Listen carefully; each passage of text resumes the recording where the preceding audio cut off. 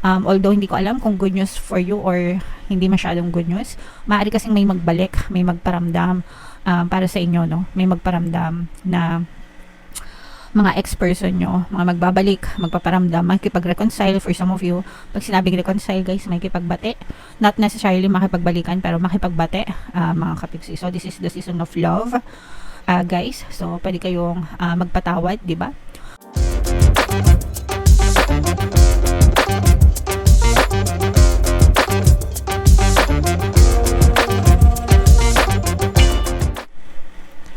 Hello guys, hello Virgo, welcome back to Pinay Pixie Tarot. Ang pamagatang episode natin for tonight is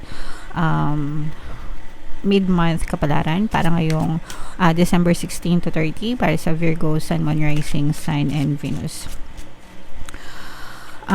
Naka-upload na guys yung inyong 2025 kapalaran para sa bawat zodiac sign. So in case hindi nyo pa napapanood mga kapiksi, punta lang kayo sa homepage natin sa YouTube and hanapin nyo lang yung videos para sa zodiac sign nyo.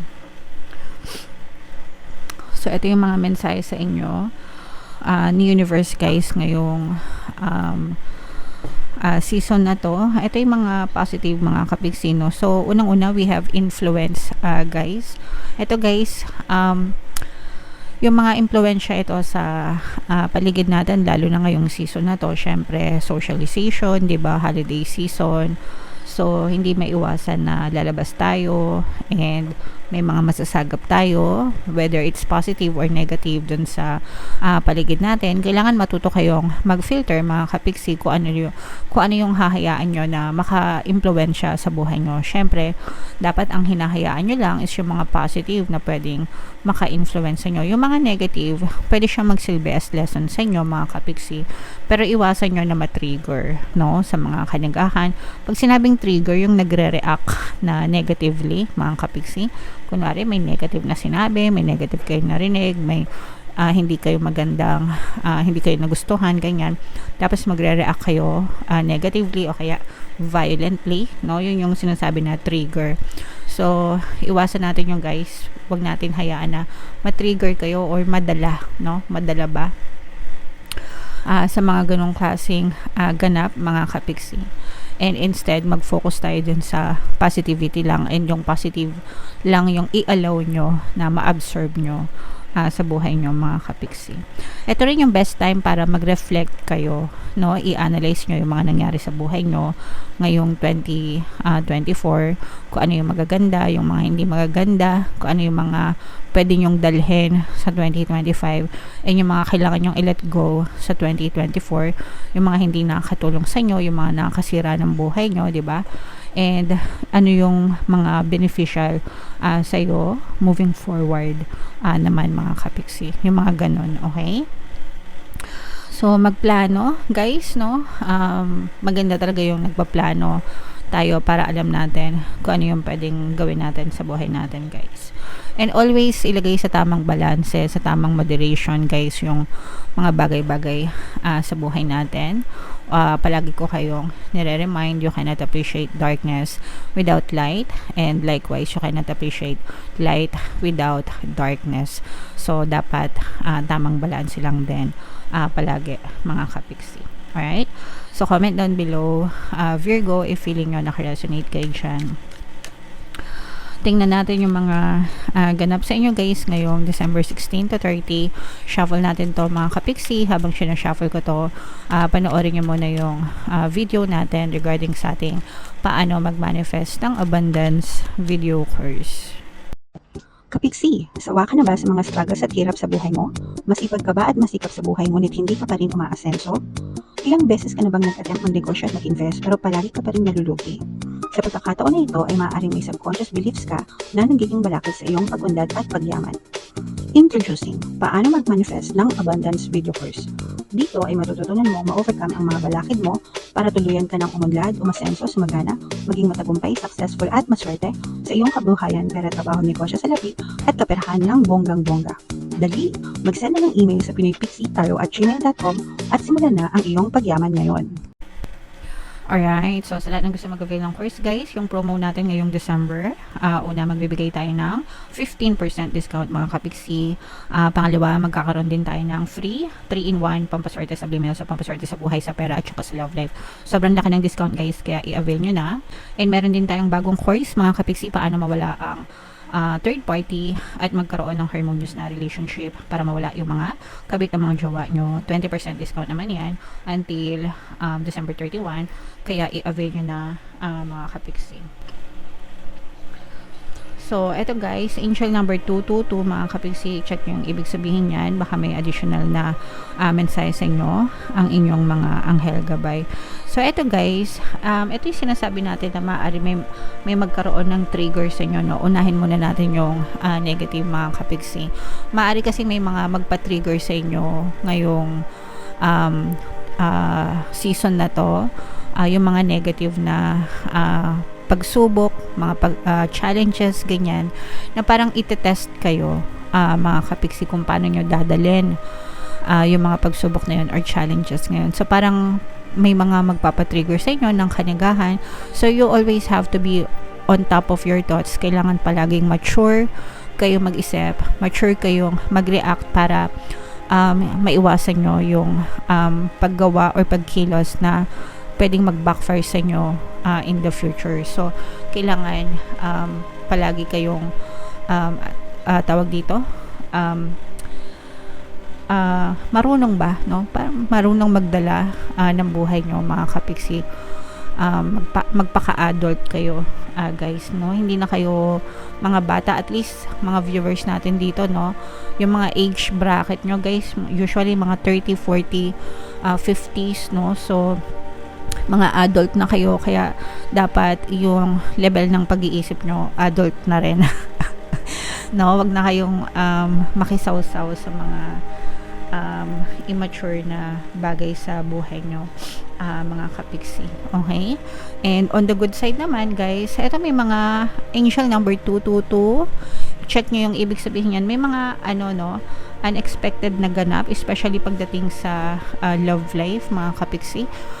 For some of you, maaari meron kayong confession na matanggap in terms of love life. Sa mga single, kung kayo ay available, mga kapiksi, para makatanggap kayo ng confession, tapos parang hindi kayo sure kung gusto nyo ba or hindi nyo ba gusto itong person na to. So, pag-aralan nyo munang mabuti guys, timbangin nyo yung nararamdaman nyo, diba? Kung karapat-dapat ba itong person na to na maging karelasyon nyo, mga kapiksi. Huwag kayo basta-basta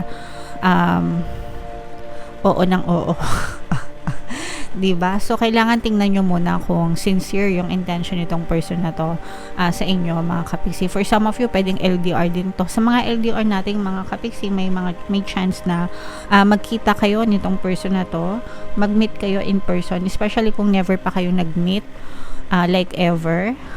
Kung sa mga dating apps lang kayo nagkakilala or sa online, ganyan, parang bibigyan kayo ng chance na mag-meet ngayong holiday season, and magkakilala personally. Yung iba naman sa inyo, although hindi ko alam kung good news for you or hindi masyadong good news, maaari kasing may magbalik, may magparamdam para sa inyo, no? May magparamdam na mga ex-person nyo, mga magbabalik, magpaparamdam, makikipag-reconcile. For some of you, pag sinabing reconcile guys, makikipagbate, not necessarily makipagbalikan, pero makipagbate, mga kapiksi. So, this is the season of love, guys. So, pwede kayong magpatawad, diba?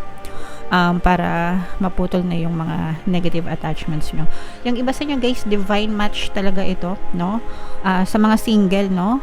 Kung kayo ay in a relationship na, mga kapiksi, pwedeng yung person mo talaga yung divine match mo, as in pang forever talaga kayo. Sa iba naman ng mga single, parang mamimit mo na talaga yung the one para sa iyo, Virgo. So, yay! Kilig-kilig naman kayo dyan. More on relationship, itong lumabas mga kapiksi. Tingnan pa natin what else, Virgo. So, ito pa rin yung mga pagsubok, challenges, magpahinga. Yung iba sa inyo, you are being advised na magpahinga kasi marami kayong mga dalahin sa buhay. Yung iba sa inyo, parang natatrap kayo sa cycle na paulit-ulit na lang. lalo na doon sa mga responsibilidad or doon sa mga obligasyon sa buhay, lalo na guys kung mga breadwinner kayo or kung kayo lang yung nagtatrabaho or kung kayo lang yung inaasahan ng pamilya nyo, parang hindi pa kayo tapos, no? Yung iba sa inyo parang hindi pa kayo tapos sa kalbaryo na yan. Kumbaga marami pa, siguro may pinag-aaral pa kayo, siguro may ginagastusan pa kayo, baka may pinapagamot pa kayo, ganyan, or hindi pa kayang tumayo sa sariling paa ng mga tinutulungan nyo. So hanggang kaya nyo, lalo naman kung kapamilya, mga kapiksi, diba? Wag natin ipagkait yung tulong sa kanila guys, and do so with a glad heart, no? But importante rin na wag nyong papabayaan yung sarili nyo. Sometimes kahit na, let's say for example, ito yung mga usual scenario, no? Lalo na yung mga OFW na sa ibang bansa, lahat ng kinikita nila pinapadala nila sa Pilipinas, only to find out na walang nangyayari, walang naiipon. So magtabi rin kayo ng konti para sa inyo mga kapiksi, kasi kailangan nyo rin yan, retirement fund nyo, emergency funds nyo, diba? So ganun mga kapiksi, para hindi rin naman kayo masyadong kawawa guys, okay? And pero kahit na may mga paghihirap kayo ng kalooban, masaya pa rin naman kayo guys dun sa ginagawa nyo, kasi solid naman, no? Kumbaga parang na-appreciate ng pamilya mo yung tinutulong mo sa kanila, and kung meron man silang nagagawa or natutulong sa inyo sa maliliit na paraan, ganyan, tinutulungan, kumbaga gumagawa rin naman sila ng paraan kahit papaano, hindi naman yun puro pabigat na lang. So maswerte pa rin kayo sa pamilya nyo mga kapiksi, and masaya kayo sa ginagawa nyo para sa kanila. So yun naman yung importante guys, no? So yeah, comment down below guys if feeling nyo naka-resonate kayo. Ito, i-main nyo na to, happy family, ito divine match, no, reconciliation, yung nakikita natin sa love life. Maganda yung energy nyo sa love life mga kapiksi, and ganoon din sa happy family guys, okay? So i-main nyo na yan guys sa comment section, and comment down below if naka-resonate kayo.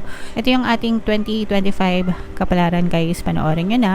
And ito naman yung ating success stories ng paano mag-manifest ng abundance video course. Click here to subscribe guys. Ito yung ating mga pampaswerte subliminals. Thank you for liking, sharing, and subscribing. See you again next time. I love you all mga kapiksi. Have a nice day. Bye bye.